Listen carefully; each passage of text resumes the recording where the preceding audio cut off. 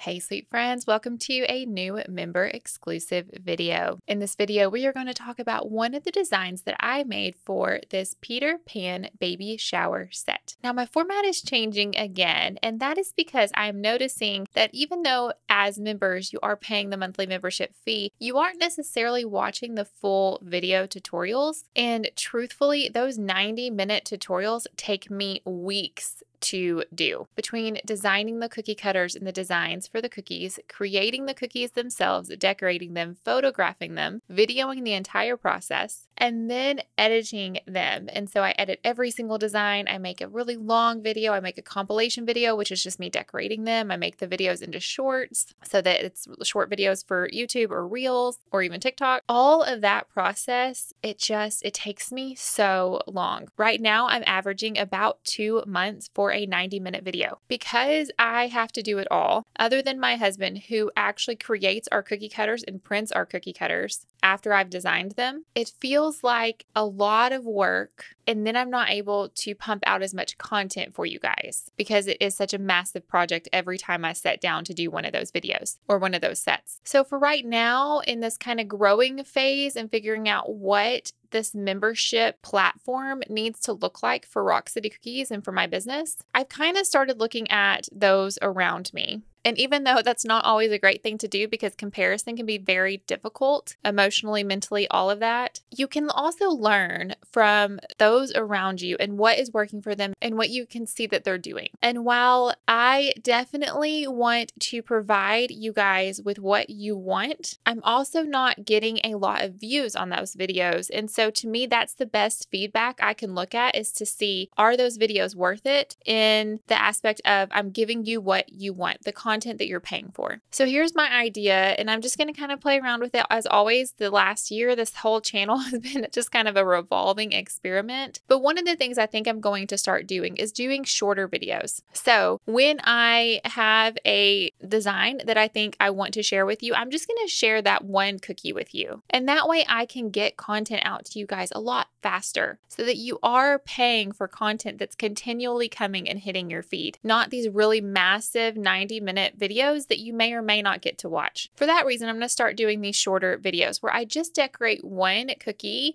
or I show you one technique, or we talk about a business thing, or I answer some questions that I've gotten. And that way that content can continually hit your feed and you are able to consume things in a smaller amount so it doesn't consume so much of your time, so that maybe you are going to feel like the membership level is more worth it. And then between what I put on Patreon and what I put on YouTube, between those two at the end, when I have completely done tutorial videos for one little cookie here and there for an entire set, then I will stitch all of those together, no matter which platform they were on, into one long tutorial video that then you can watch if you want all of the designs all in one place later. If you're ever doing that theme, if you ever just want to sit down and watch all of the videos all together, then you can do that. So as those become available, I will post them in addition to just these one-off little videos that show you different sets, different tutorials, and truly different techniques. One of the things that I have felt a little bit imprisoned by is that there are a lot of new techniques and new things I want to try, but I don't want to do an entire set just to try them. And so by me kind of pulling back and saying, hey, let's try to switch the format here so I can show you more techniques, more cookies, more just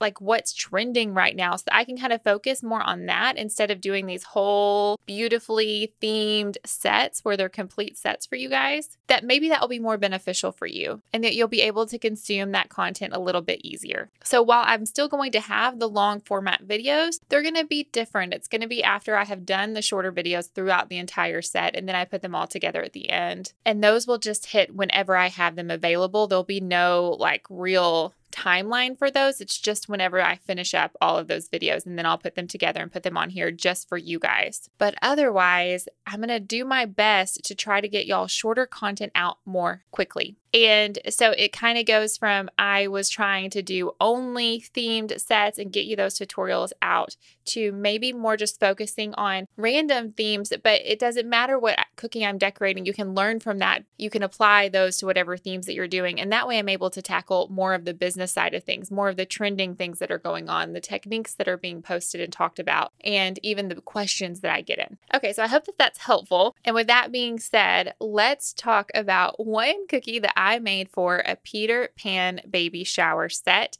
and that is Hook's Hook. I absolutely adored this baby shower set. It was one of my favorite ones that I've ever done. It was on my bucket list of items to do, and I'm really excited to share with you the hook. So without further ado, let's get going.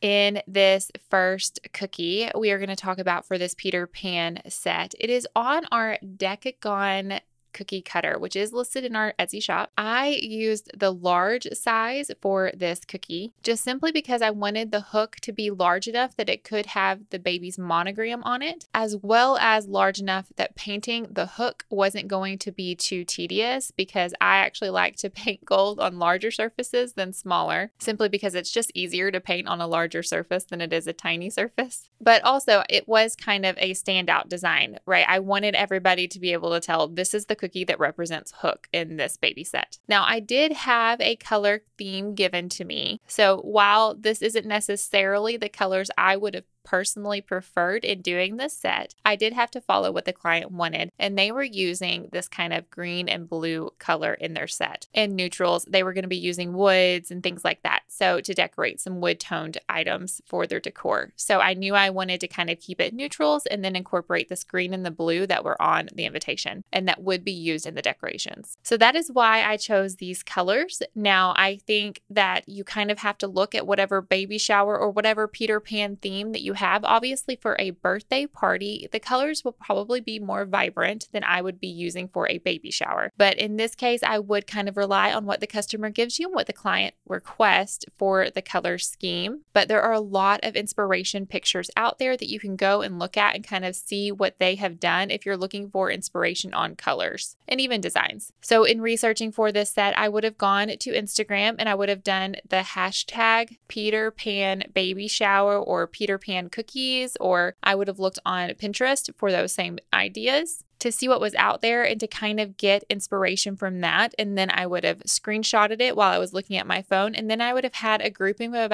usually about a dozen pictures that I kind of look through and see, okay, what did I like about this design? What did I like about this design? And then I build my own set from there. So I decided I kind of wanted to keep this design simple, yet still had some really great details in it so that the client felt like they were getting their money's worth. But I was not going to do a full character. I was not going to take the time to do a full Peter Pan or a Hook or anything like that. If I would have done real characters, actual detailed characters, I would have charged a lot more for this set. As it is, this was a 2 dozen order, and I charged, because of the minimal colors and really the designs were not that complicated, I charged $60 per dozen. So this order was a $120 order. Now, if it would have been full characters, if it would have been more colors, if it would have been even a little bit more designs, I did 6. So if I would have done more than 6 designs, I probably would have gone up to about $75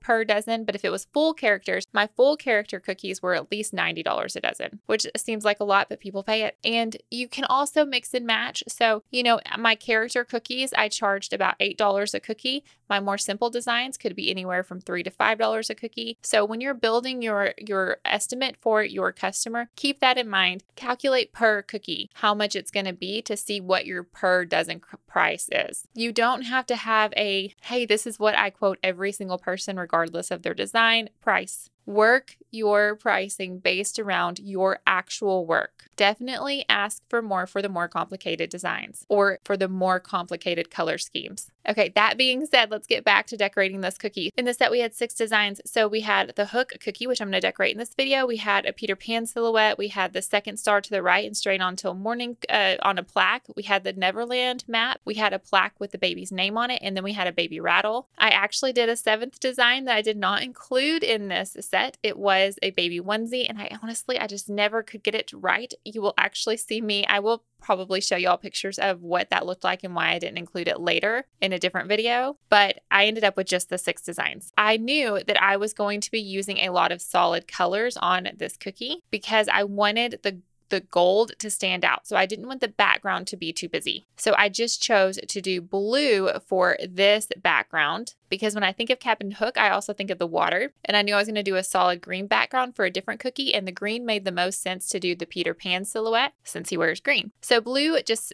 felt like a right fit for this hook. So we're just going to flood the entire base of the cookie in this lighter blue, cool blue color. Outline first with a thicker icing, flood with a thinner icing. Now, not too thin. You don't want it too watery. And then you might need to shake your cookie, get out all the air bubbles, whatever you need to do to smooth out your cookie. But if you are flooding your cookie and it is just immediately flood and there's no time that it takes to blend together, your icing is too thin. You need to have thicker icing because that thick icing will give you a better puff. It'll prevent color bleed and it will prevent the icing from falling over the edge of your cookie. Now that my icing has dried under a fan for a couple of hours, I'm going to move it off of my tray back onto my cookie turntable. And I get asked about this turntable a lot, and you guys, it's just from Amazon. It's super cheap. It's like $9. I've had it for 5 years. There have been a couple of times where I've had to screw the screws a little bit tighter because after you spin it for a while, it kind of loosens up. So I have had to re-screw the screws back onto the table tray. It's on the bottom. Really easy to do. But other than that, it's been fantastic. Even this little white thing, I wash it a lot, but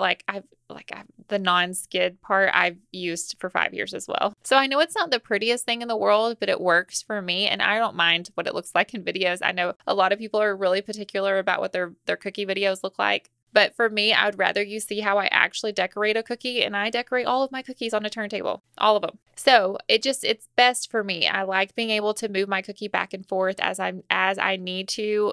When I'm videoing, I try to keep my movement as limited as possible just to not make y'all dizzy in the video. But when I am just decorating the cookie, I am moving it back and forth just to keep my arm where it's more comfortable, just for that ease of control. So I love a cookie turntable. I highly recommend one, but this one's just $9 on Amazon. You can get really cute ones on Etsy that are personalized. You can even get your logo on them. So if you're looking for the really cute turntables that you can get so they look great in your videos, Etsy's a great place to find those. I can link this one down in the description box below, but y'all, it's like $9. It's really cheap, but it works. And I spent $9 5 years ago, so I think it's a great investment. Okay, with this Captain Hook's hook, I'm going to be painting it gold. So I'm just going to project an image of Captain Hook's actual hook that I found on Google. So you go to Google and you just search Captain Hook clip art, Captain Hook silhouette, Captain Hook graphic, something along those lines. And you should have a lot of things pull up, but this is one of the ones that I found. And I used really thick icing,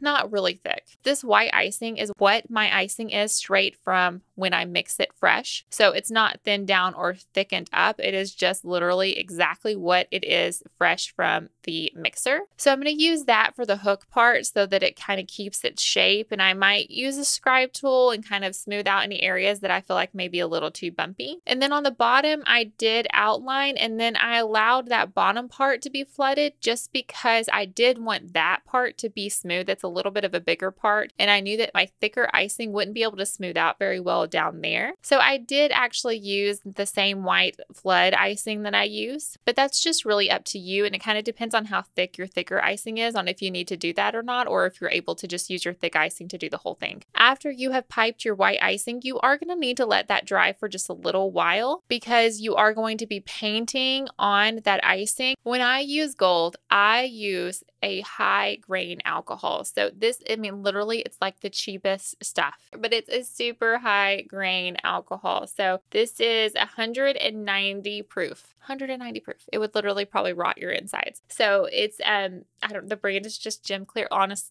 to goodness. You don't have to have a high quality, high grain alcohol. Just find something really cheap. And I know a lot of cookiers who are very uncomfortable going to buy alcohol, and I totally understand that. I come from a very religious background, so I totally understand that. If you are not one who's willing to go to get this for your cookies, there is some cooking alcohols, so you can look and see if there's a clear cooking alcohol alcohol that you may be more comfortable purchasing, or you can go the route of just using water, which if you just use water, you have to just be a little bit more careful. It doesn't mix as well with your gold. So it kind of can get chunky. It just doesn't mix quite as well. But also water will eat away at your icing a lot faster than alcohol will. So when you're using a gold and you're painting on, or any kind of color, and you're painting onto your cookies, just please keep that in mind that water eats away at your icing. So you definitely want to have a light hand when you're painting, and you might want to do layers, a lot more layers, because you don't want that water to eat away at the work that you've done. And like it literally, like it's like acid, like it puts holes in your icing, like little holes all the way throughout. So you might want to experiment with that before you actually put it onto a design. But yes, you can always use water. And then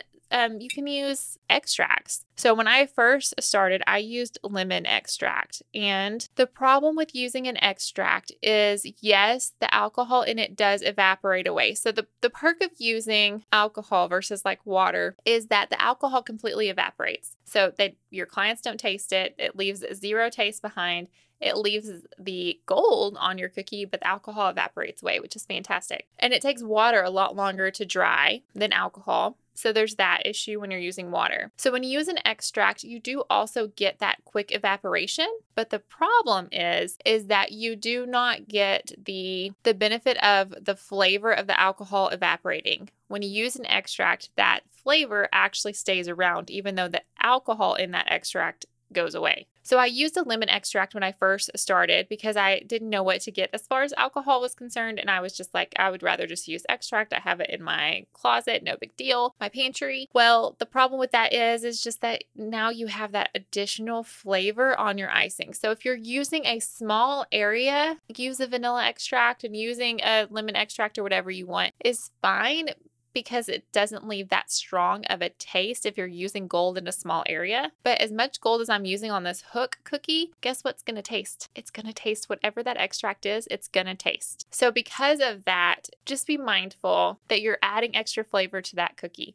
Again, small areas, not a big deal, but big areas, it's going to alter the flavor of your cookie, and it's going to leave a very strong taste. And I had a very strong lemony taste on my cookies. And you know who doesn't necessarily like lemon flavors? Children. So it wasn't a great addition to my cookies. So just keep that in mind when you're looking for something. I definitely recommend, if you're comfortable with it, get either it just has to be clear, a clear high grain alcohol. Like I said, this is 190 proof, but just as high of a grain, high of a proof that you can get, or a cooking alcohol that again is clear. Just something like that will evaporate off. And this bottle has obviously lasted me a million years. So you don't have to buy it very often. It's lasted me a very, very long time. And I'll link the gold that I use in the description box below. But again, it's truly matte plastic, super gold. I love it. I've always used it. It gives this amazing gold. Like I don't think there's any better gold on the market out there as far as the gold color that it leaves. I don't like the orangey golds, and there's a lot of dusts that kind of have that orangey gold. And this is just, it's a true gold. So I really, really enjoy that aspect of it. You'll mix your high grain alcohol with your gold mixture, whatever you have. You'll mix it together with your paintbrush until it's like a paste, a little bit on the thicker side, too runny, and your gold will run off the side. And then you will just paint on with your paintbrush, your edible paintbrush. I have mentioned this in previous videos, but paintbrushes can be any artistic paintbrush. I do prefer the ones that are specifically for bakery use, just because they have a plastic handle and that's easier to sanitize than the wood ones. But once you have that paintbrush, just make sure that whatever paintbrush you have, that it's for cookie use only, and you're good to go. Because the alcohol does evaporate so quickly, you're able to paint in layers pretty quickly as long as you're not putting a ton on. So go slowly, use just a little bit at a time, and that evaporation will happen right away, which allows you to be able to paint layers on quickly, and you don't have to wait in between. So sometimes I do come back to a cookie later and I see that I missed some areas, especially if I'm working late at night, and the next day I'll see that I missed some areas and I may do some touch-ups. But for the most part, I can get pretty good coverage right away. And then I just am going to finish up with this little sweet little baby boy's initials, his monogram. Now I just I Google monogram maker. The monogram maker I use online is actually not a true monogram like you use it for different products.